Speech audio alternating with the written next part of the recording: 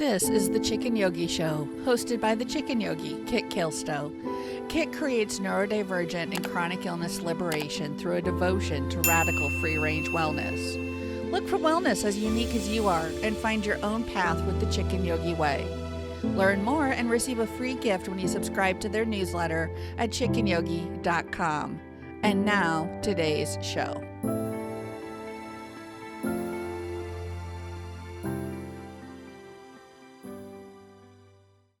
And now, today's show. Welcome to the Chicken Yogi Show. This week, we're going to talk about the ableism in guided meditations, and I am here with Emma Barnes. You may be familiar with her work through the Neurodivergent Anthology. I have worked with her as a writer, and she's just one of the most joyful people that I've ever met, and so I'm looking forward to this conversation. So welcome. Hi, Kit. Thanks for having me on the show. Great. Why don't we start by having you tell our listeners and our viewers just a little bit about yourself? Okay. I am a neurodivergent trans woman. I live in so-called Australia, that big continent down the bottom. But yeah, I don't know what to say about myself. I write, I teach bridge for a crust, and glad to be here. Wonderful. Well, I'm so glad that you're here. I think we should start by just kind of confirming what we're talking about when we're talking about guided meditations. Right. So, yeah. So when I'm thinking about guided meditations, I'm thinking about the meditations that you find on YouTube or in podcasts, or they might be given to you by like a spiritual person, that they are supposed to have you go on a journey to accomplish something. Great definition. I've been thinking about that, so. Yeah. I like that phrase, to accomplish something. That comes through, doesn't it?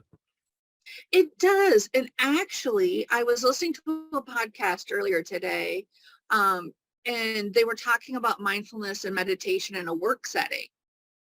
And what really jumped out at me, because you and I have talked about it, is the person speaking said that you can't give somebody an audio and expect it to reduce their stress.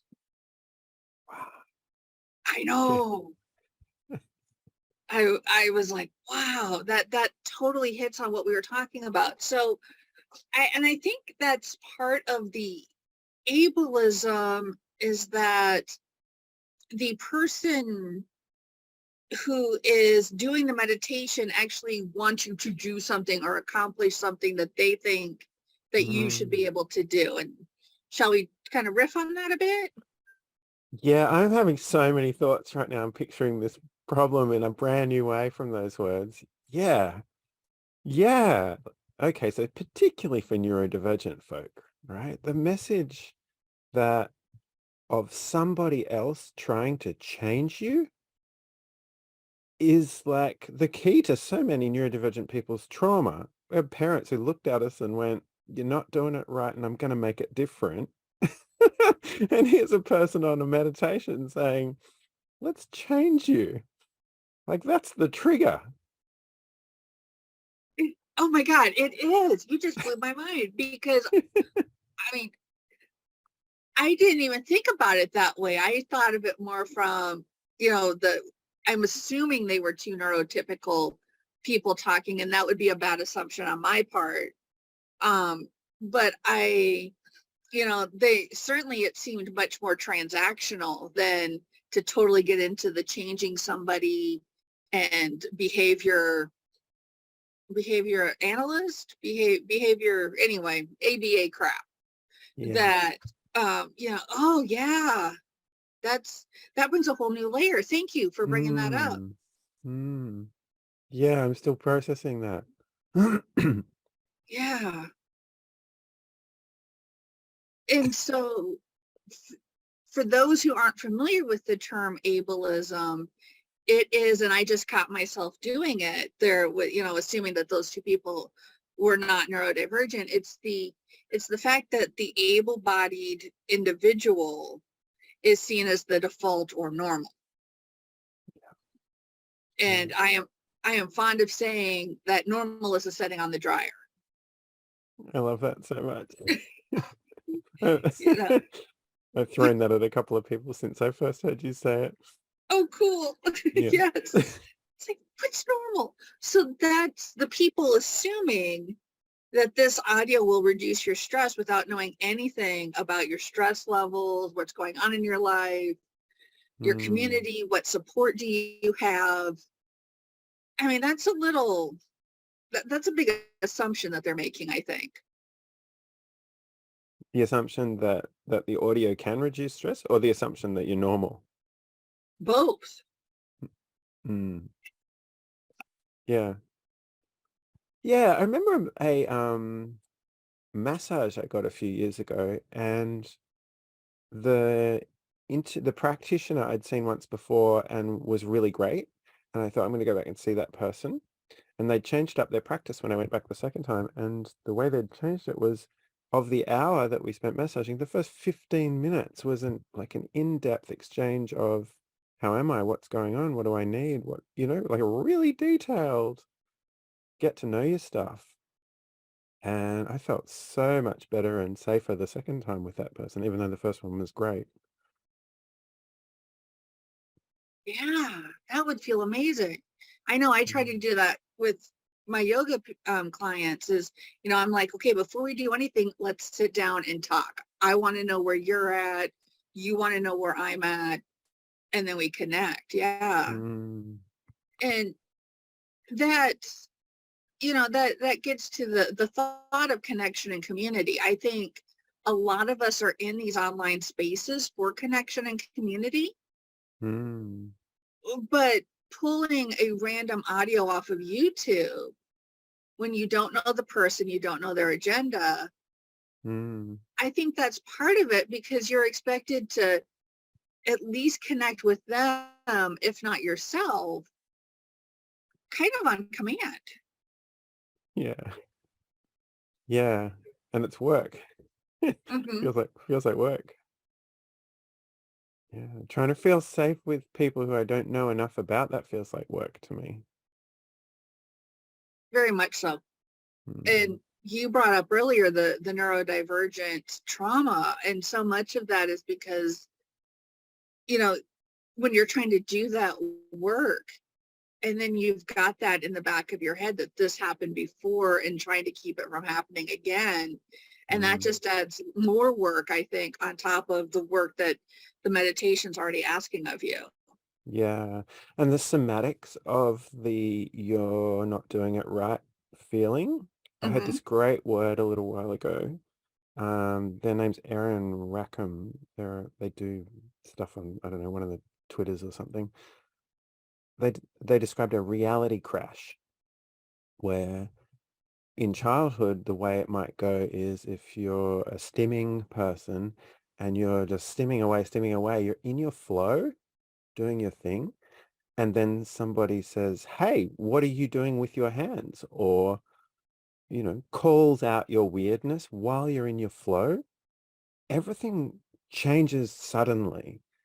So you're in this spacey place, and then boom, oh, I have to witness myself because I'm doing something wrong. And the somatic feeling is like a reality crash, as they describe it. And ever since I've noticed that somatic in various ways. For example, as I was getting ready to meet you today, I was running a little bit late, and I was in my flow of getting something done. And then there was, oh shit, the clock. How much time do I have left? And I looked at the clock, and it was 3 minutes later than I thought it was. And I thought, I'm going to be running late. Boom, reality crash. And it was a reminder of this somatic of, I'm doing it wrong. And at the beginning of a meditation, I hear that so often. I'm preparing to be in a flow. I'm starting to get in a flow state, and then I'll hear something like, make sure your back is straight. Beg your pardon? I've got scoliosis. Get fucked. I mean, I'm laughing about it now, but the experience when it happens is a sudden intake of breath and a wave of shame, which is not conducive to what we're trying to do in a meditation. Not at all. And there should be no shame around people whose bags tend to go their own direction. Right? I mean, it's not like, you can go to your spine and say, hey, straighten up back there. Exactly. Yeah. Oh, that's such a great point. And what I hear so often is this person expected me to slow down my thoughts Mm. for this meditation, or mindfulness is slowing down my thoughts. Oh, yeah. And it's like, one, you're not changing the way I think. And two, hello, I have, ADHD. There's no slowing down that train. Mm. So Mm. yeah, there's expectations built in. And I think unknowingly to a lot of people, those expectations are something that I've heard you talk a lot about too. And that is, it's built into the whiteness, the default, the colonization, just all of that that's built into the Western culture. I mean, you're in Australia, I'm in the United States, and it's built into both of our cultures. Yeah. And the expectations of normal. Mhm. Yeah. And you see that too in the images of meditation, that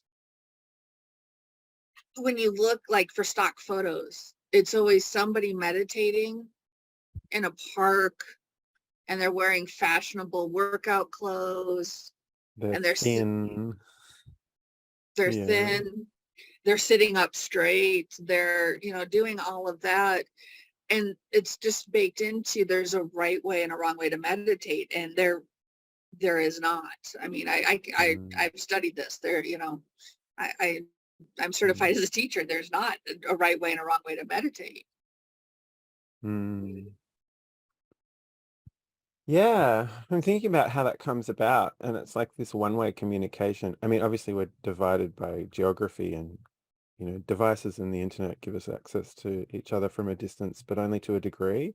And the Mhm. way the way that information comes down this pipeline is unidirectional. It's in one way. And it's a product that we're consuming, a marketable product.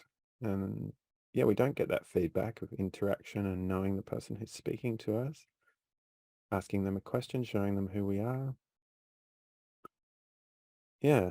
So they're gonna sell it at the maximum rate, and the maximum rate is the average, is the normal, and it's not, there's nothing average actually about normal, is there? It's like Mm-mm. it's an average of a particular kind of favored human.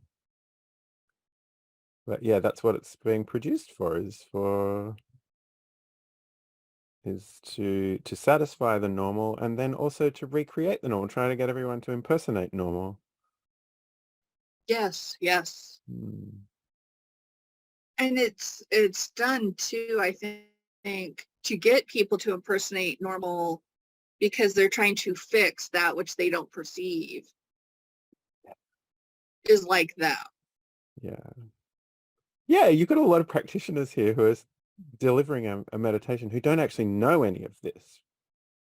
They don't actually know that they're trying to create normal. And that's like, I find that a little bit disturbing as well when I kind of hear evidence of that in a meditation, like when someone describes what they want out of me, and I'm hearing like, I'm hearing echoes of like, I'm abnormal in lots of ways, and I'm hearing echoes of the things people literally said to me about how I'm doing it wrong. Yeah. Yeah. And there's actually a conversation that's happening about this too in like yoga spaces. How do you cue somebody to go into a pose? Right. And there's a lot of talk around inviting people that you can't order people what to do with their bodies. You can't order people what to do with their minds. And I think the guided meditation world still has to catch up with that to some extent. Mm, yeah. Well, that's lovely that the conversation's going on. I remember the first medical practitioner who ever practiced informed consent with me didn't happen till my mid-40s. But when it did happen, all of a sudden I felt safe in a medical setting in a way I'd never felt safe before. Wow, that's great. Mm. Yeah, they said, I mean, their role was explicitly to cut me open, and they said I had a local anesthetic, and they said, um, that obviously to do so, they were going to have to touch me where they were cutting me, and they said to me, "Can I touch you here?" And my body just relaxed. Like, I was anxious about getting cut open for one thing, but also like all this tension about when and how and would the person doing it have any, so many things. And when they said, "Can I touch you here?" for something they were obviously going to have to do this procedure, I just unfurled. It was wonderful. Oh yeah. Yeah. And of course, a lot of these meditations are online, so there's not the in-person, but I know like in in-person yoga spaces, there's talk about cue cards where you could actually give somebody a little card to put on their mat that says, it's okay to touch me. And even if you do that, Mm, um, still ask them because your consent can change from moment to moment. And brilliant. the one way delivery that you were talking about, I think really doesn't take that into fact. Mm, amazing. Yeah. Yeah, I'd never thought about this in the context of consent. There's no room for consent, is there, in this one-way delivery? The only consensual exchange of consent that happens is you pressing play at the start. Hmm. Yeah. But pressing play kind of consents to everything all at once. Mm. I mean, Mm. you can stop and you know, I'll say that even for my meditations, you can stop at any time. But I think there's a lot of the way that meditations are built in our society. I think there's a lot of feelings if a meditation doesn't work out. Right. The shame of not succeeding. Hmm. Mm. Yeah. Yeah. And so I I think what I'm hearing is that the meditations need to do better. I think guided meditations need to do better about, you know, inviting rather than demanding Mm. and being aware of people's differences. Yeah. And yeah, I guess I want to say that it's it's not easy to do. I found myself, I recorded a couple of guided meditations just for personal use with my partner who did so the same thing, and we laughed at each other because we've had these criticisms together of guided meditations. We laughed as we stumbled across the same problems. Of course, these were just for personal use and we didn't have to worry about upsetting anybody else. But as we listened back to them, we realized, oh look, there's a place where we could really trip somebody up. Oh, here's a place where, etc., etc. And we're, I mean, to be real, we're probably a lot more careful about ableist tropes than all the guided meditations that we've run into. But it was still very difficult to do. to think through all of that. I find that's an experience in writing as well. I know we like to write in theory, not for an audience and just make our art. But when I think about putting something in a particular place for consumption, I try to think about as many of the readers as possible. And, that makes editing a piece of writing instead of a, 10-minute process, makes it the bulk of the work, just going through and filtering for different readerships. And we have sensitivity readers now for Mhm. editing, right? And that's, yeah, maybe we need a sensitivity readers program for guided meditations, or maybe guided meditations, maybe the structure of guided meditations is a big part of the problem. Yeah. Give me an idea. Huh. Mm.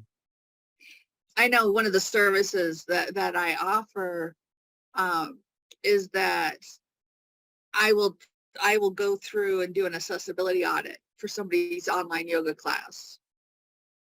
You know, Right. I, who's your intended audience, and who, are you being inclusive? Are you being inviting as somebody with physical limitations who's neurodivergent? Are you offering adaptations? Are you pretty setting, all sorts of things, that, and yeah, I think a sensitivity type reader for guided meditations would be lovely, because it it hurts my heart to hear people online talking about meditations and how it harmed them, because meditation is not supposed to harm. I mean, even looking Mm. at the origins of meditation, the original origin of meditation and mindfulness was for liberation. Yeah, it's some special kind of ironic tragedy, isn't it? That it Hmm. would do so much damage. It strikes me that if meditation is made normatively and with ableism baked in, um, then it's kind of like fluff for people who are doing fine and more damage for people who aren't. Yeah, Yeah, the people who need this the most. Yeah, it's just more harm. more harm. And Yeah. for those of us who are trying to help the people who need it, it's an uphill battle. Hmm.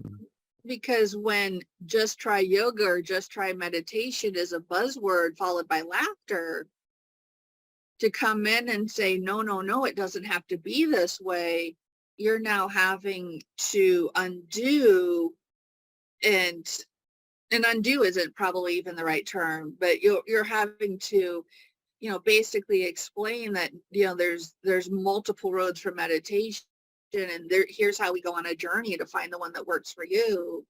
Not, oh, you did it once and it's wrong and it will never work again. Hmm. Yeah, it makes your project a really big and important one, Kit. You're trying Hmm. to build the world that's possible rather than um, simply criticize the one that doesn't work. It sounds like a yeah, I guess you get a lot of um, you make inroads in this space by producing meditation that works and offering meditation that works and getting feedback from people constantly.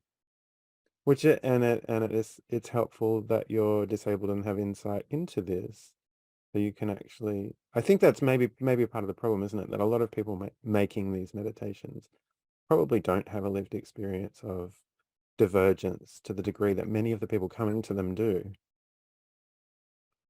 Yeah, you've hit that proverbial nail, because I am reminded of the college class I took, and at the very end we learned about all the medical uses of meditation and how it's now being studied. And while I don't personally know the situations of the big names in that space, John Kabat-Zinn, who I've read, and like some of his work, some of his stuff I disagree with, but he came at it as trying to offer a tool to help cancer patients with their pain and with their outcomes. And so on one hand, that's a very laudable goal. And, I people need to help individuals with long-term, chronic illness deal with these things. But on the other hand, if he doesn't have that lived experience, then he's trying to fix rather than trying to guide him on a journey. Mm, yeah. I always get the creeps when I hear about medicine trying to, well, there's so much that gives me the creeps about that story. One thing is just the kind of appropriation vibes. Hmm. Like, but yeah, medicine's goal is to normalize. I mean, normal. People who study psychology, the history of psychology and psychiatry, are like very onto this of how the idea of normal makes this basically a person makes psychotherapy and psychiatry a persecutory exercise rather than an assistive one. And it's not just psychiatry and psychology, it's all of medicine. Normal is part of all of medicine. Normal functioning is, the goal. And when we say healthy, we're often say we're mistaking well-being for normality. I mean, fat people know this. They know that when they go to the doctor's they're trying to make them normal, not trying to make them happy and well. And yeah, I get those vibes when I hear about a cancer doctor dishing out meditation to cancer patients without any idea of probably like the neurodivergence of many of those cancer patients who are going to get triggered by it as well. Yeah, Yeah, stimmy time. I got a lot going on in my body right now. I'm going to stim on camera. that's okay. Yeah, no, it's true. And, we could even take it outside of meditation. And if you think about, there's there's fascinating intersections and Venn diagrams and a lot of overlap between neurodivergence. I'm going to give a shout out to a blog that's called O Twist that I follow. I love O Twist. And they talk about um, hypermobility syndrome or Ehlers-Danlos syndrome. And my apologies if I pronounce that wrong. Um, and there's a lot of overlap between those of us with fibromyalgia diagnoses, mast cell disorders, and then you can go into POTS and dysautonomia, and now you can include long COVID in that, chronic fatigue syndrome, or it's known as ME in the rest of the world. There's a lot of, there's a lot of overlap between that and neurodivergence. Yeah, yeah. There's Yeah. a TikTok creator called uh, Sam, I don't know his last name. He's in California. His name's Sam.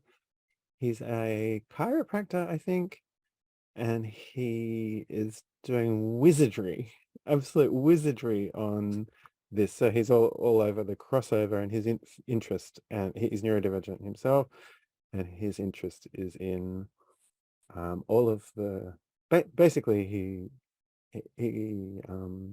looks after lots of people who are neurodivergent and have POTS and Ehlers-Danlos and whatever else, and just talks about the relationship. And he has incredible exercises that have made an enormous difference to me, really simple things. One of the things he talks about is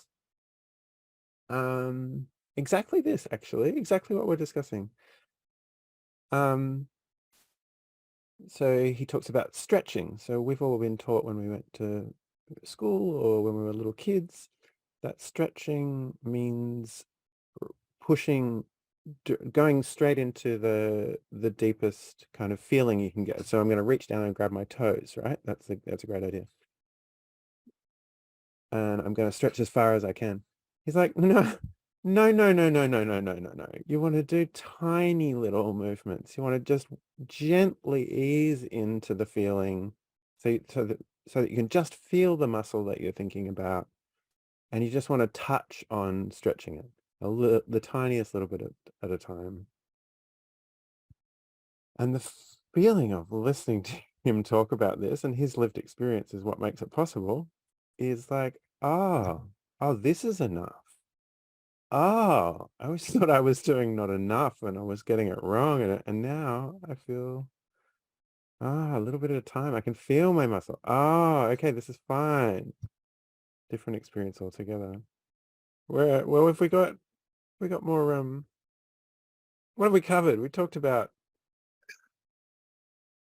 So oh, we've hit everything on my list from our test run.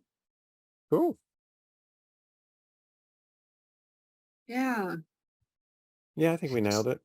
Yeah. I think my final question would be, so